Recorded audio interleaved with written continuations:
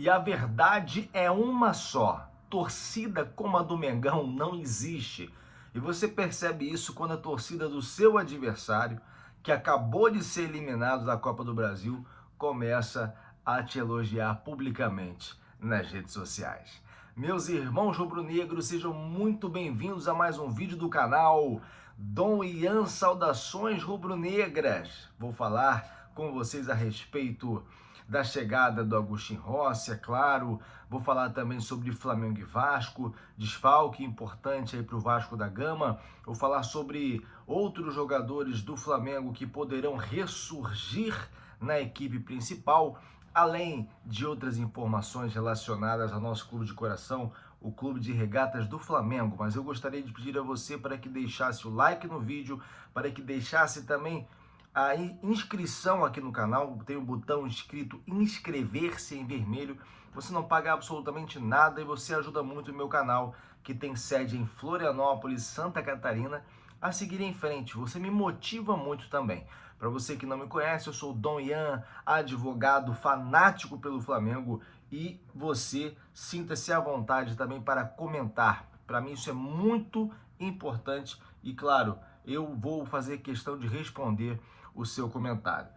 Bom, na segunda-feira o Flamengo vai jogar contra o Vasco da Gama pela 9ª rodada do Campeonato Brasileiro. Mas aqui eu quero deixar uma reflexão e um alerta também. Nós não podemos confundir o momento numa competição de mata-mata com uma competição de pontos corridos.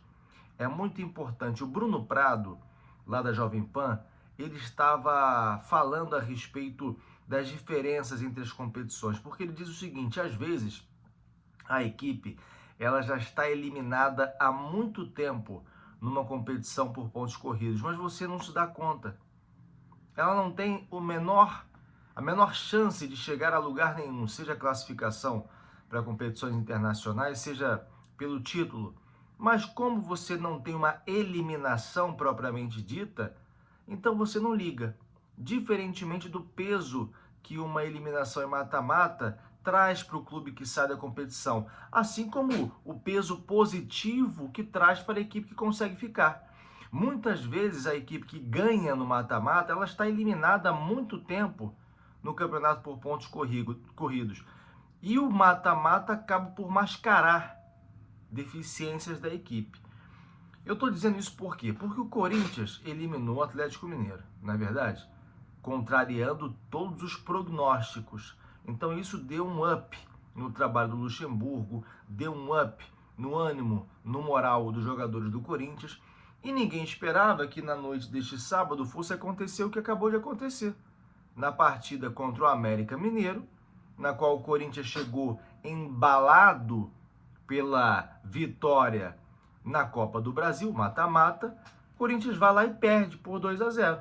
Ninguém imaginou que o Corinthians perderia para o América Mineiro. Ou seja, continua afundado no Campeonato Brasileiro. Então o Flamengo tem que ter muito cuidado para que a sensação, a boa sensação que ainda perdura da vitória do Fluminense, não venha nos colocar numa posição do chamado salto alto. O Flamengo não pode confundir os momentos, até porque o futebol ainda precisa melhorar. Eu vi várias análises de pessoas que são especialistas e ficou muito claro que o Sampaoli ele procurou recuar alguns passos para poder enfrentar a equipe do Diniz e foi bem sucedido. Mas o futebol não foi um primor e precisa melhorar. Nós temos um confronto importante na segunda-feira contra um rival que está lutando contra o rebaixamento. E derrota ou empate não vai ser suficiente para que o Flamengo possa seguir embalado. E em relação a alguns jogadores do Flamengo, e aqui eu estou falando de Rodrigo Caio, do Pablo, estou falando também do próprio goleiro Santos, esses jogadores provavelmente vão ter a oportunidade de voltar a jogar. O Felipe Luiz, o Vidal também. Por quê? Porque a equipe principal está cansada e o Sampaoli, que não tem um apreço tão grande assim por esses atletas, né? Mesmo o Vidal, mas o O Vidal, que já jogou com ele hoje, não é um bom jogador, essa que é a grande realidade, tem história, mas não é um bom jogador. Esses jogadores provavelmente serão, inclusive, vendidos na janela do meio do ano, né? Não sei o Santos, mas os demais é provável que sim. É provável que eles tenham aí a oportunidade de figurar na equipe titular contra o Vasco da Gama. E ainda assim seria uma ótima equipe. O próprio Pedro, que ficou como reserva na partida contra o Fluminense, poderá voltar a figurar ao lado do Gabigol. Gabigol que recupera a moral com parte da torcida que não estava satisfeita com ele depois do gol que fez e principalmente do golaço que acabou marcando da entrevista concedida ao Eric Faria. Isso mostra, gente, que o Sampaoli tem total liberdade para mexer no elenco.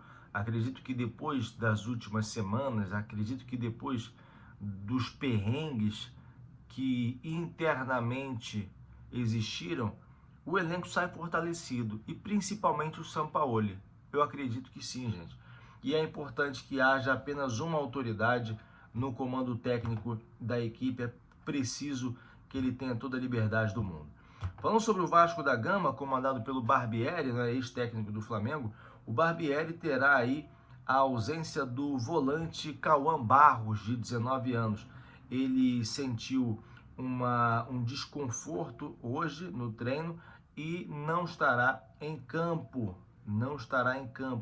Então é provável, segundo informações aqui do canal Mundo Rubro Negro, que o Vasco venha jogar com o Carabarral, jogador que foi emprestado do Santos e agora terá a primeira oportunidade na equipe titular do Vasco da Gama, tá? Ele sentiu um desconforto no músculo posterior da coxa. Então, portanto, o Cauã Barros aí será desfalque do Vasco, que já tem aí alguns outros desfalques, né? Se é problema do Vasco da Gama, eu quero mais é que se exploda, né?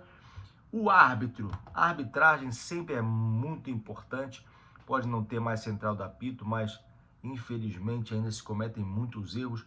O árbitro será o Braulio, né? O árbitro será o Braulio da Silva Machado, ele que é aqui de Santa Catarina. E o mais importante a se falar sobre o Braulio é que a gente tem que ficar atento, porque ele foi o árbitro que protagonizou aquele vexame na partida entre Botafogo e Sergipe pela Copa do Brasil, em que ele deu 9 minutos de acréscimo e ainda deu escanteios, permitiu que o Botafogo cobrasse escanteios além do término do tempo acrescido, até o Botafogo fazer o gol. Isso revoltou todo mundo, né? Não só os torcedores do Sergipe, mas também outros torcedores, outras pessoas que amam futebol, que gostariam de ver o Sergipe podendo ter a oportunidade de passar para a próxima fase. Vamos ficar de olho aí então na arbitragem do Braulio. Agora falando de renovação, Igor Jesus, volante do Flamengo, ele que fez uma boa aparição esse ano contra o Botafogo, inclusive naquela partida em que nós ganhamos com o golaço do Matheus Gonçalves logo no começo. O Flamengo renova o contrato do Igor Jesus até 2025. O Flamengo fez o anúncio no início da tarde desse sábado.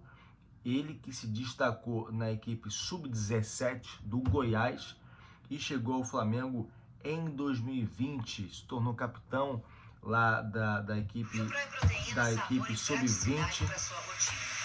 Eita ferro, é só pra me ferrar mesmo, né? É só pra me ferrar. Pera aí, gente, pera aí que aqui a gente tá fazendo milagre com o computadorzinho aqui, tá? Aqui é milagre com o computadorzinho, milagre. É milagre aqui, tá? É milagre, gente. Pelo amor de Deus.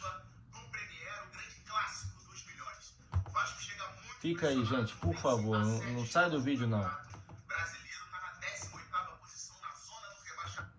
Pronto. Aqui é assim, é na raça. Peço para que você deixe o seu like. Peço para que você siga o canal. Só pelo perrengue que eu tenho que enfrentar com esse lixo desse computador aqui.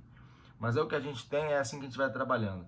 Bom, o Igor Jesus, como eu estava falando, tem contrato renovado até 2025.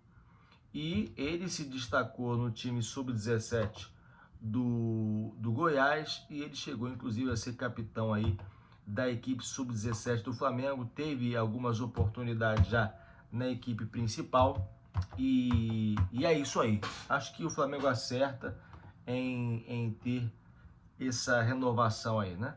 Agora, para poder finalizar, gente, já que eu tô com um perrengue danado aqui com esse computador, falar da exaltação da torcida do Fluminense em relação ao show que a torcida do Flamengo deu nas arquibancadas na partida de quinta-feira, né? A torcida do Fluminense, como vocês viram, ficou calada o jogo inteiro. Ah, mas era a torcida visitante. E daí?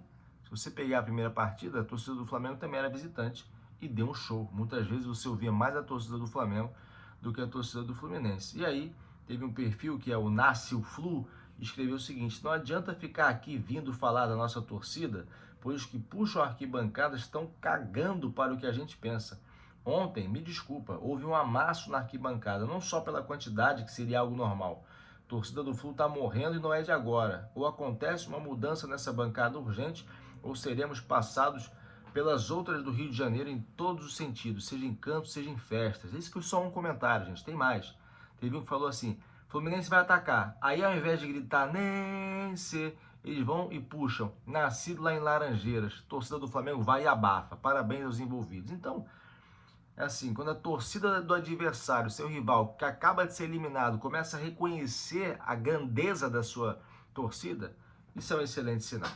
Agostinho Rossi está no Rio de Janeiro, viaja domingo, amanhã, né, para Buenos Aires e retorna para o Rio dia 26 de junho para poder iniciar aí os treinamentos junto ao elenco do Flamengo, ele que chegou ontem à noite no Rio de Janeiro. Tomara que faça um bom período de descanso lá e volte para poder arrebentar no Mengão. Que Deus nos livre do mal, da inveja alheia. Isso aqui é Flamengo. Saudações rubro-negras. Deus nos defenda. Flamengo. Muito obrigado. Deixa o like, siga o canal. Vejo você no próximo vídeo. Fui.